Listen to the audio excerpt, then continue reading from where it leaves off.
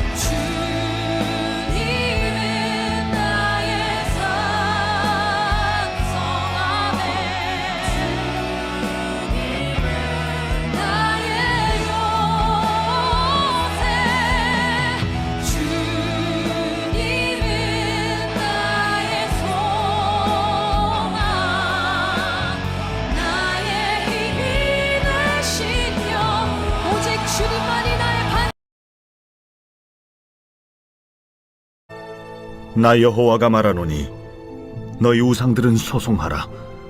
야곱의 왕이 말하노니 너희는 확실한 증거를 보이라. 장차 당할 일을 우리에게 진술하라. 또 이전 일이 어떠한 것도 알게 하라. 우리가 마음에 두고 그 결말을 알아보리라. 혹 앞으로 올 일을 듣게 하며 뒤에 올 일을 알게 하라. 그리하면 너희가 신들인 줄 우리가 알리라. 또 복을 내리든지 재난을 내리든지 하라. 우리가 함께 보고 놀라리라. 보라, 너희는 아무것도 아니며 너희 일은 허망하며 너희를 택한 자는 가증하니라. 내가 한 사람을 일으켜 북방에서 오게 하며 내 이름을 부르는 자를 해돋는 곳에서 오게 하였나니 그가 이르러 고관들을 석혀같이 토기장이가 진흙을 밟음같이 하리니 누가 처음부터 이 일을 알게 하여 우리가 알았느냐? 누가 이전부터 알게 하여 우리가 옳다고 말하게 하였느냐? 알게 하는 자도 없고 들려주는 자도 없고 너희 말을 듣는 자도 없도다. 내가 비로소 시온에게 너희는 이제 그들을 보라 하였노라. 내가 기쁜 소식을 전할 자를 예루살렘에 주리라. 내가 본즉 한 사람도 없으며 내가 물어도 그들 가운데 한 말도 대답할 조언자가 없도다.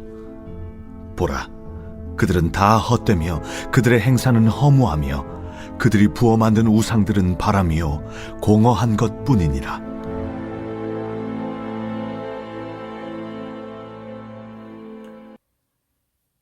(21절부터) 장면이 이제 변경이 돼가지고 우상 숭배자들과 마주한 이제 법정으로 전환이 되는데요. 이제 앞서 1절부터 8절에서 하나님이 세상의 우상 숭배자들을 다 하나님의 법정으로 불러서 누가 역사의 주관자인지를 다투었는데 그 법정 다툼이 21절에서 계속 이어지고 있습니다.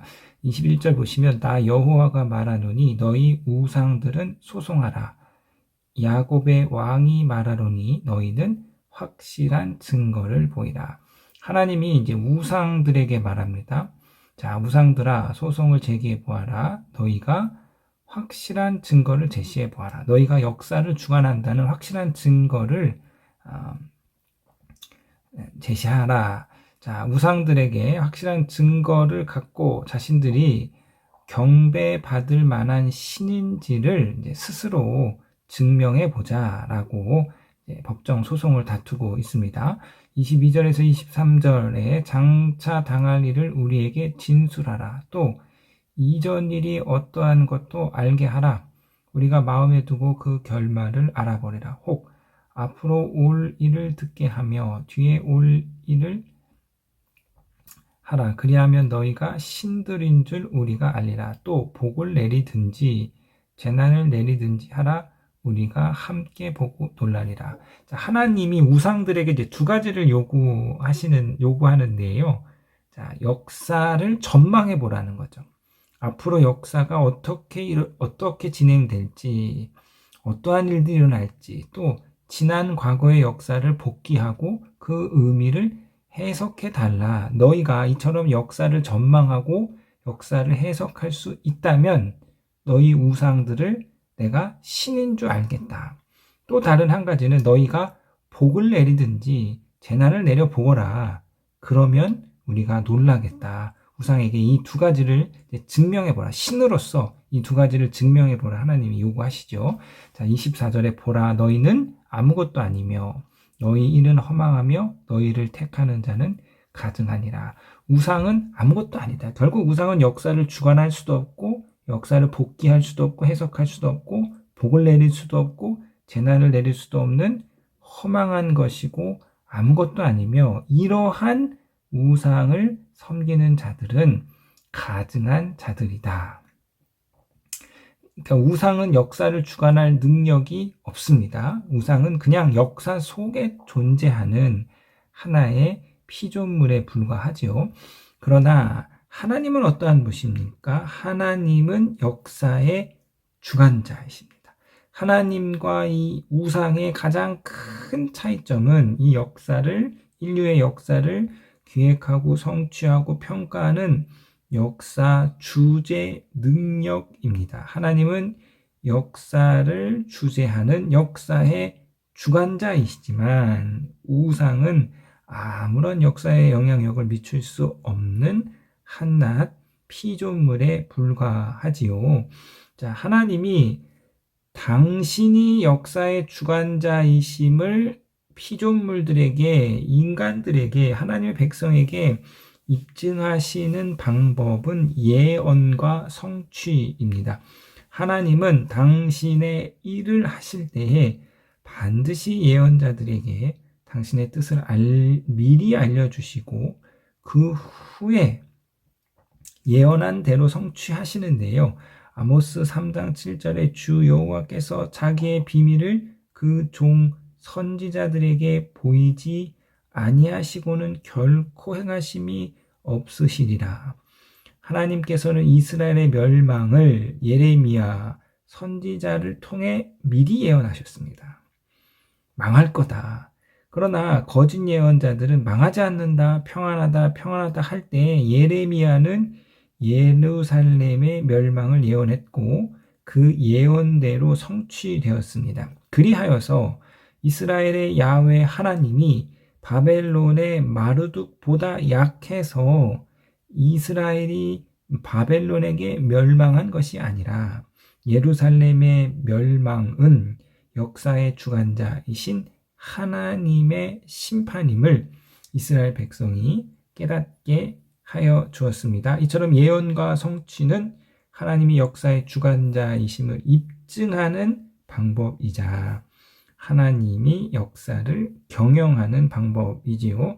하나님께서는 당신의 백성에게 먼저 말씀하시고 먼저 보여주신 후에 그 일을 성취함으로써 그 일을 하신 이가 하나님이심을 깨닫게, 우연히 된 게 아니라, 되려고 해서 된 것이 아니라 이 일을 하신 이가 하나님이심을 깨닫게 하기 위해서 하나님은 예언과 성취의 방법으로 역사를 이끌어 가십니다. 사랑하는 성도님 여러분, 그렇기 때문에 역사의 주재자 되시고 우리의 삶의 주관자 되시며 인생의 생사화복을 주관하시는 하나님의 뜻, 하나님의 애차가 중요합니다. 25절입니다. 내가 한 사람을 일으켜 북방에서 오게 하며 내 이름을 부르는 자를 해돋는 곳에서 오게 하였나니 그가 이르러 고관들을 석회와 같이 토기장이가 진흙을 밟은 같이 하리라. 자, 하나님께서 이제 고대 근동의 패권을 재편할 고레스 왕을 세우셨습니다. 그래서 이 고레스 왕이 바벨론의 고관들을 석회와 같이 근동 여러 왕들을 토기장이가 진흙을 밟음과 같이 파죽지세로 근동을 장악할 고레스를 역사의 주관자 대신 하나님이 세우셨다 말하고 있는데요. 26절에 누가 처음부터 이 일을 알게 하여 우리가 알았느냐? 누가 이전부터 알게 하여 우리가 옳다고 말하게 하였느냐? 알게 하는 자도 없고 들려주는 자도 없고 너희 말을 듣는 자도 없도다. 그러니까 우상들은 어느 누구도 고레스가 세워서 이제 저 철옹성과 같은 바벨론을 멸망시킬 것을 아무도 말해주지 못했습니다. 알게 하는 자도 없고 전하는 자도 없고 우상의 말을 귀 기울여 듣는 자도 없었습니다. 27절 내가 비로소 시온에게 너희는 이제 그들을 보라 하였노라. 내가 기쁜 소식을 전할 자를 예루살렘에 주리라. 오직 하나님만이 시온에게 이러한 모습들을 말씀해 주셨습니다. 내 인생을 향한 하나님의 뜻은 무엇일까 하는 것은 올바른 질문이 아닙니다. 바른 질문은 하나님의 뜻은 무엇일까입니다. 일단 하나님의 뜻을 알고 나면 내 인생을 하나님께 맞출 수 있습니다. 일단 하나님이 무엇을 하고 계신지를 알게 되면 내가 해야 할 일이 무엇인지를 알 수 있습니다. 내 인생이 아닌 하나님께 초점을 맞춰야 합니다. 하나님을 내 뜻에 맞추는 것이 아니라 나를 하나님의 뜻에 맞춰야 합니다. 먼저 하나님의 뜻을 알아야 내 인생을 하나님께 맞출 수 있습니다. 먼저 하나님이 무엇을 하고 계신지를 알아야 내가 해야 할 일이 무엇인지 알 수 있습니다. 자, 이스라엘을 향한 하나님의 뜻이 무엇이었습니까? 출 바벨론입니다. 이제 너희를 출 바벨론에서 가나안 고토로 돌려보내는 것이 하나님의 뜻이었습니다. 이스라엘의 출 바벨론을 위하여서 역사의 주관자이신 하나님께서 고레스 왕을 세우셨습니다. 그러나 우상을 섬기는 자들은 하나님의 뜻에 화답할 영적인 감수성, 영적인 분별력이 없습니다. 여러분 기억하십시오. 우상을 섬기는 자들은 언제나 그래왔습니다. 하나님이 망한다 말씀하실 때 평안하다 평안하다 하였고, 하나님이 구원을 약속하시고 떠나라 말씀하실 때 이들은 꼼짝하려 하지 않았습니다. 바벨론에서 바벨론의 우상을 섬기는 자들은 고토로 돌아가라는 하나님의 뜻, 하나님의 애차에 부정적으로 반응. 안 된다, 힘들다, 어렵다, 못한다. 그러나 하나님을 신실히 섬기는 자들은 하나님의 뜻, 하나님의 애차가 계시되었을 때 하나님의 뜻에 기꺼이 화답합니다. 하나님의 뜻에 기꺼이 자신의 삶을 투신하고 헌신합니다. 자, 이처럼요, 우상은 역사를 주재할 능력이 전혀 없기 때문에 우상은 우리를 욕망으로 이끕니다. 우리의 욕망을 부추겨서 그 욕망으로 자신을 섬기게 만드는 것이죠. 이것이 우상이 하는 짓인 거예요. 성공해지기를, 부해지기를, 행복해지기를, 자아를 섬기기를 원하는 그 인간의 욕망을 부추겨서 그것들로 우상은 인간을 이끌어가는 것이죠. 결국 우상을 섬기는 삶이 헛되네요. 29절입니다. 보라, 그들은 다 헛되며 그들의 행사는 허무하며 그들이 부어 만든 우상들은 바람이요 공허한 것뿐이라. 일평생 우상을 잘 신실히 섬기고 났더니 다 헛된 것이죠. 결국은 우상을 쫓고 추하고 구한 것은 결국은 자기의 욕망이니 성공하고자 하는, 부하고자 하는, 더 정결해지고 성결해지고 하자 하는, 더 거룩해지고 의로워지고자 하는 자기의 욕망을 추구한 것뿐입니다. 그러나 하나님께서는 우리를 욕망으로 이끄는 것이 아니라 우리를 당신이 주관하시는 역사로 이끕니다. 하나님의 뜻을 계시하시고 하나님의 역사 그 한가운데로 우리를 초청하십니다. 그리하여 하나님과 함께 역사를 성취해 나아가는 하나님의 조력자요, 하나님의 동역자요, 하나님의 언약의 파트너로 우리를 이끄십니다. 그러므로 2024년 이 한 해 하나님의 역사에 동참하시는 저와 여러분이 되시기를 주님의 이름으로 축원드립니다.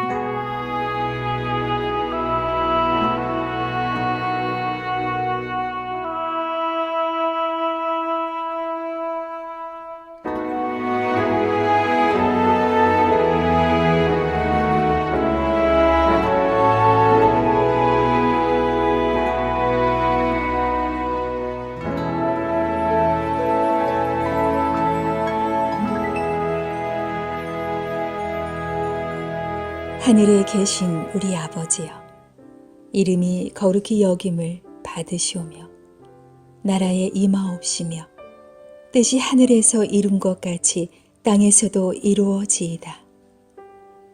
오늘날 우리에게 일용할 양식을 주옵시고 우리가 우리에게 죄 지은 자를 사하여 준 것 같이 우리 죄를 사하여 주옵시고 우리를 시험에 들게 하지 마옵시고 다만 악에서 구하옵소서.